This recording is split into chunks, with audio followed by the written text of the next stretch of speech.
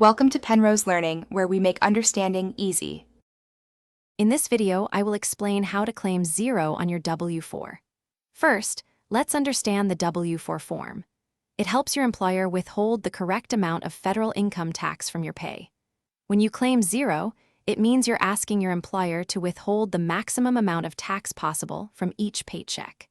This approach is often used to prevent owing taxes when you file your return, potentially leading to a larger refund. Claiming zero on your W-4 isn't for everyone, but it can be a smart move for certain individuals.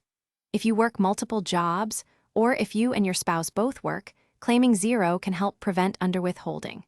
It's also beneficial for those with substantial income from sources other than wages, like investments. Essentially, if you prefer to receive a larger tax refund or minimize the chance of owing taxes, this strategy is worth considering. Now, let's walk through how to actually claim zero on your W-4. You'll want to focus on Step 3, which is where you account for dependents and other credits. To claim zero, you simply leave the dollar amount blank or enter $0 on the line for total credits. This ensures no additional credits reduce your withholding. Remember to complete all other relevant sections, sign the form, and submit it to your employer as soon as possible.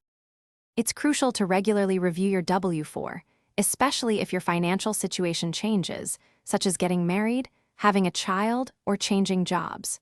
Your goal is to have your withholding match your actual tax liability as closely as possible. If you find your withholding too much or too little, simply submit a new W-4. Also, be sure to check the description for a link to the Echo Dot smart speaker and other great deals. Keeping your W-4 updated helps you avoid surprises at tax time. Thanks for watching. If this was helpful, leave a like and consider subscribing. See you next time.